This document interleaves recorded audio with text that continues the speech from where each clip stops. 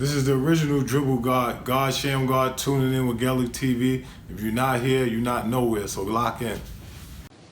15 years ago, Cathedral Prep made it to the state title game where it played Lower Merion.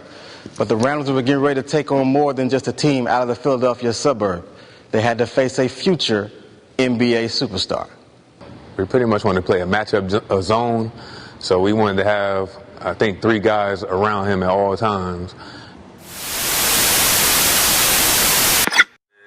What was the name of the Rochester organization you played for? Rochester Razor Sharks. You remember Damon Stewart? He played for Mercyhurst. I'm not familiar with the name. Mercyhurst College, and then he went to Niagara. He played when Troy Naismith was playing. I remember Naismith. I don't remember the guy. Well, I played with him in Rochester. I believe Victor Page played for that same team at some point. He wasn't there when I was. It's probably after you, but yeah, I interviewed Victor Page. He played in CBA as well. So you said it was Rochester? Rochester. Who did they have in that league when you were there? That was named worthy of mention. Well, Chris Carrawell from Duke played with me. Okay. Whatchamacallit played? We played against him in the semifinals. Bone Collector. For real? He played, and he played. I can't remember if he was on. Remember Keith Claus? No. He played in the NBA for a minute. He like 7'3". But Google him. He's funny looking. He looked like Kareem Abdul-Jabbar a little bit. So what was Bone Collector doing as a professional? You seen him as a professional? I mean, he wasn't really like that. Yeah. He had cross you or some shit, but that's it. So he kind of like the same thing that he does in street ball. He was doing it in pro level. But not like that though, because that's just different. Yeah. Like he wouldn't like do all them tricks and shit, but he might SEU do that shit to you. But it was known that he could do this. Yeah. Shit. Oh, okay. Yeah. Was he known as Bone Collector at this time? I can't remember what that nigga's name was. His name's Larry Williams. Okay. Nah, they ain't calling him. I knew him as Bone Collector, but that's not what they called him. Oh, okay. That's not. Man, I played against. Who's the nigga that played for? His name Charles something. He played for a Division I team in New York. Charles Jones. Dark skin. Soul in the hole.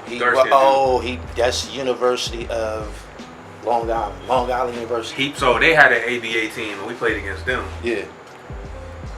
That nigga was nice.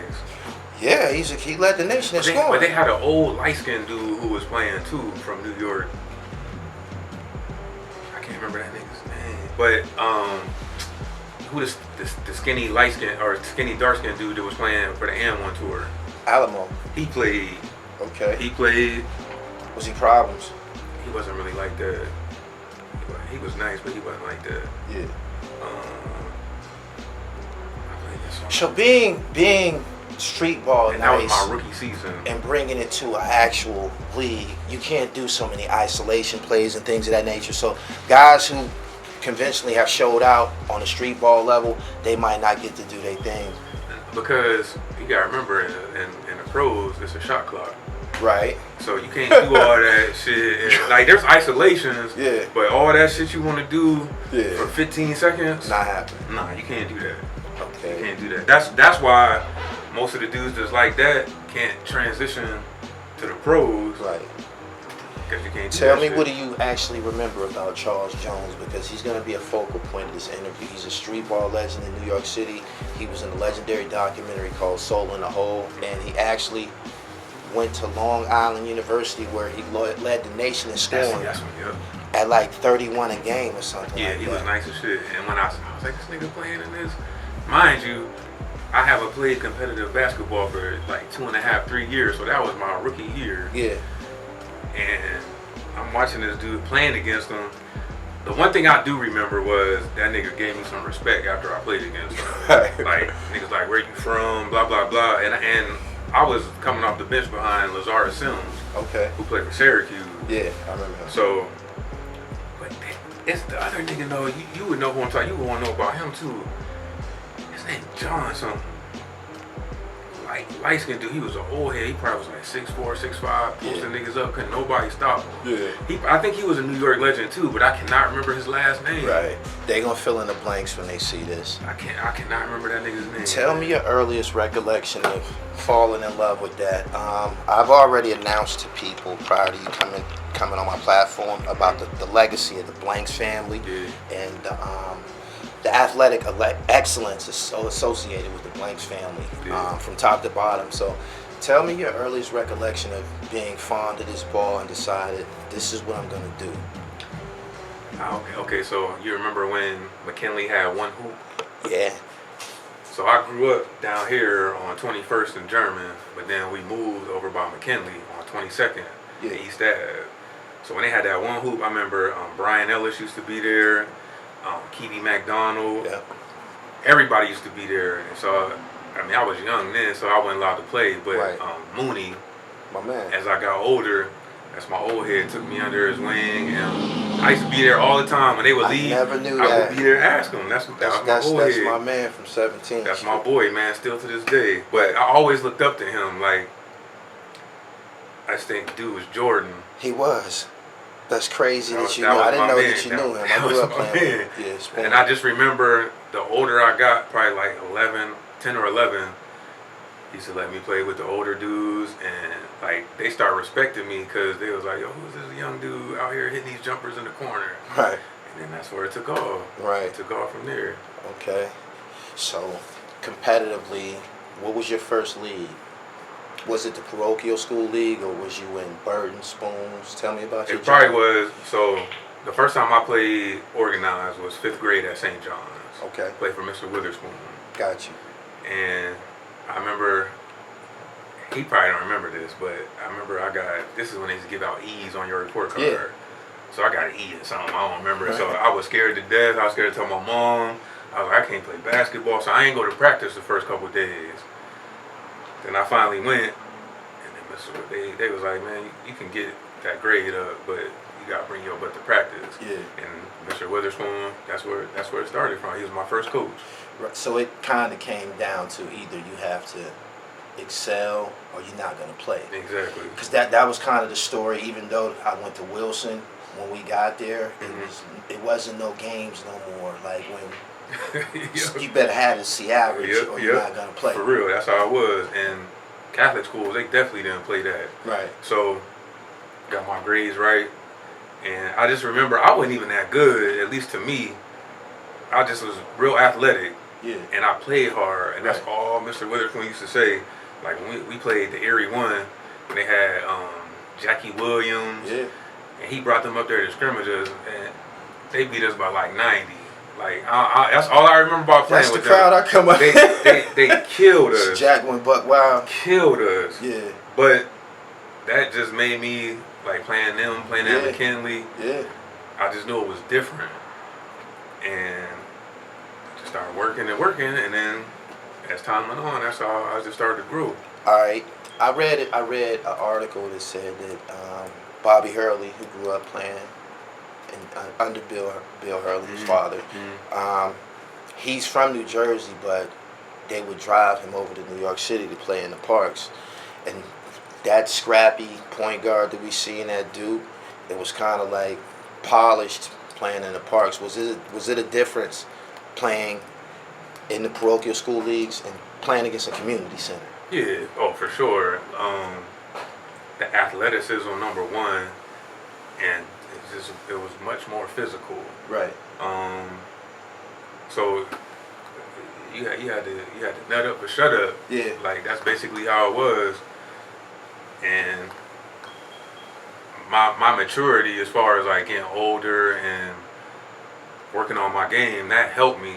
But it's a big difference. Like it's apples and oranges playing like at the ERIE one, right, and playing in the parochial.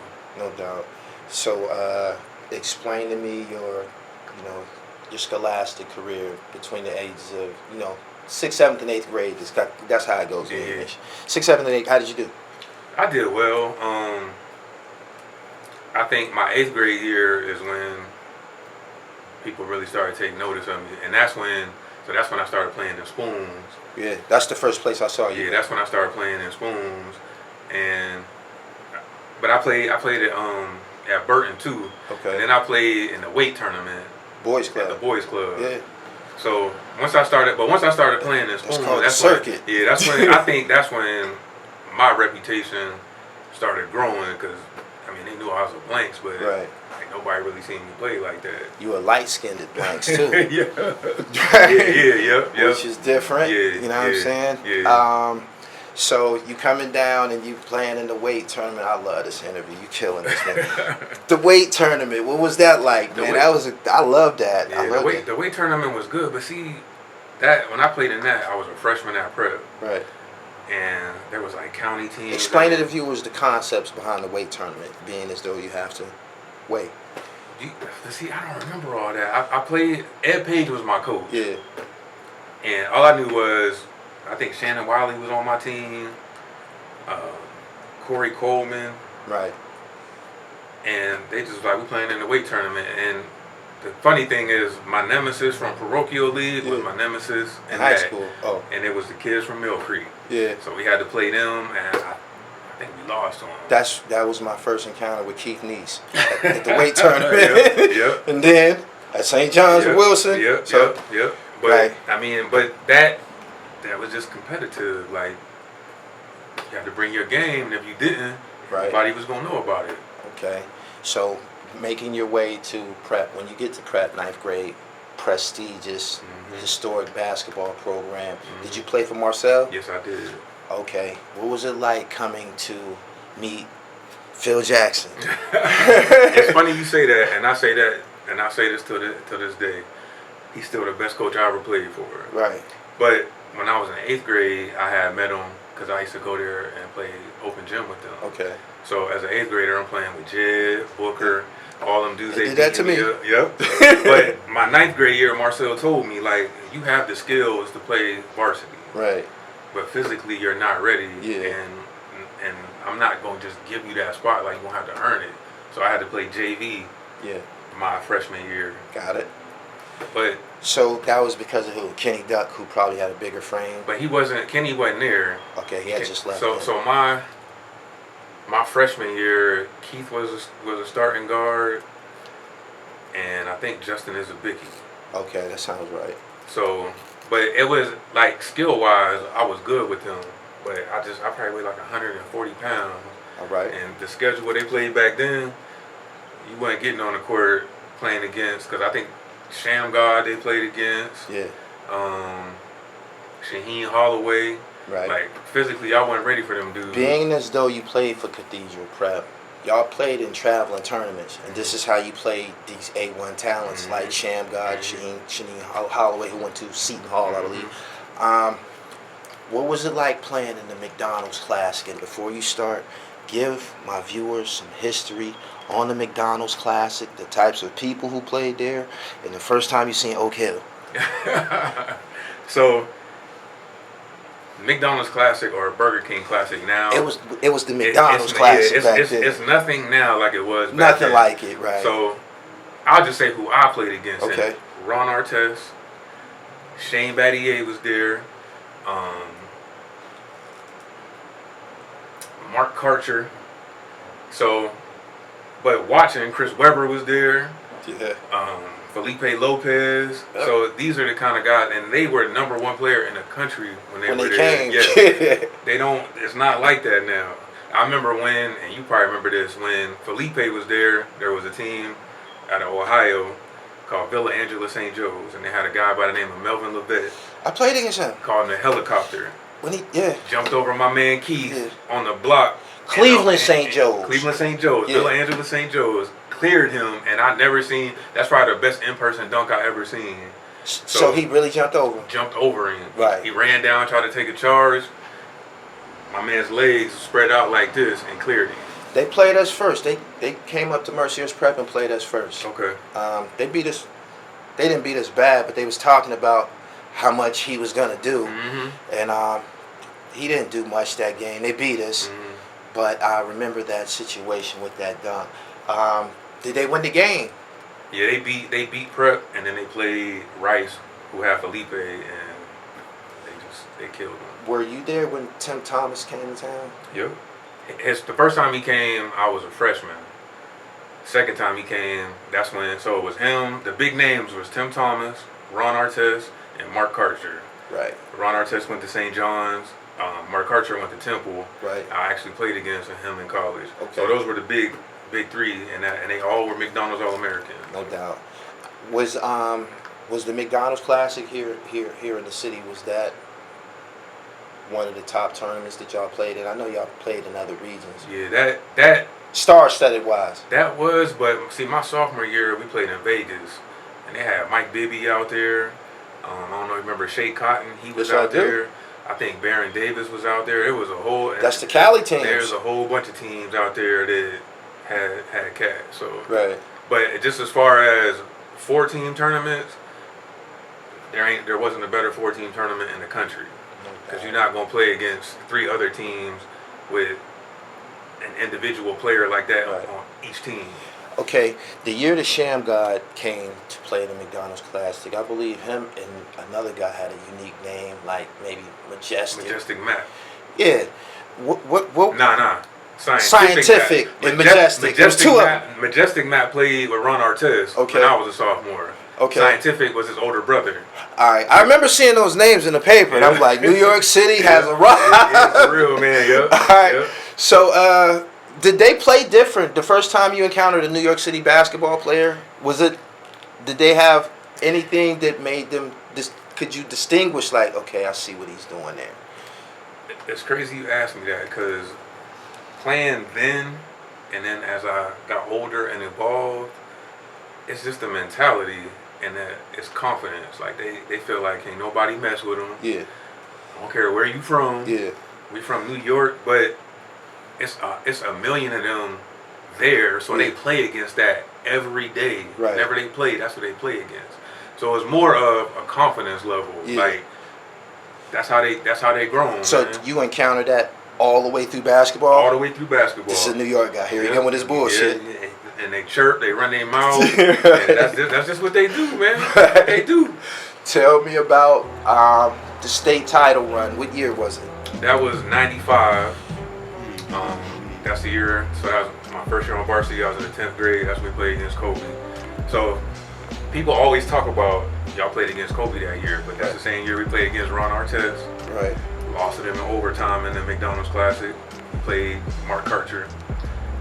And that's when we played in that tournament in Vegas where Bibby and all of them were there. Yeah. So we played against that type of competition Y'all was seasoned. leading up to him. Right. And it bothered me till this day because we had them beat the whole game. Y'all did. And I think the fourth quarter we might have scored like 4 points.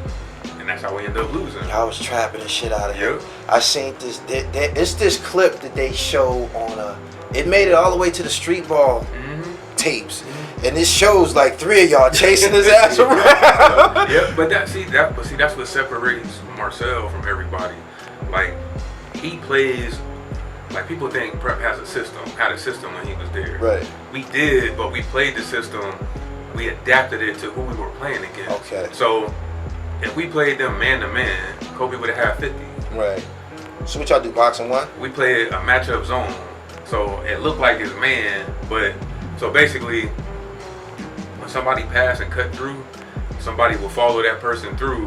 So it would be like almost like a boxing one kind of, but it really wasn't. We would just rotate and move the zone around. So as he's moving around, one guy get him, another guy get him. It depends on where he goes. Okay. If he cut through, then the person up top with him would cut through with him. Okay. So they wouldn't know if we was playing zone or man to man. Right. But we always made sure when he got the ball, there's 3 people around him. So we weren't gonna let him beat us. And if I remember correctly, I think he had 17. Yeah. He shot terrible, and he was complaining about the ball the He whole didn't time. do anything until he got that dunk under the rim. I think it Yeah, fell off the rim, and he picked it up. And yeah, that's all I seen him do that game. I tell people about that to this day. Like that's one of the most amazing plays I ever seen. Yeah. And that's when I knew, like, yeah, Especially coming from a high school yeah. kid. I was like, yeah, he for real. He what they said he is. Right. Okay. Passing through high school on to college, LaSalle. Who all solicited you, sent you letters in high school? So I got Division I schools: LaSalle, Richmond, Oregon State, Canisius, Bonaventure, Dayton, Virginia Tech, Coastal Carolina, Ohio State, Penn State, Robert Morris, Duquesne. That's a couple more. I got like 16 Division I Okay. offers. At the time, I wouldn't consider Ohio State all the way a basketball school. So I understand. I think somebody else you named, Penn State was a football school. LaSalle, out of all of the names you named, they the ones who had actual basketball history. It sound like. Yeah. So was the choice kind of easy to? Not really. Like, to be honest with you, if I had to do it all over again, I probably would have went to Richmond. Okay. Because the head coach at the time was John Beeline. Okay. Now he just got fired as the Cavs coach. We turned the ball over a few times, I think, in that run, and that helped them a lot. Found for Lower Merion. They worked it up the floor, the pass, and the slam for Kobe Bryant.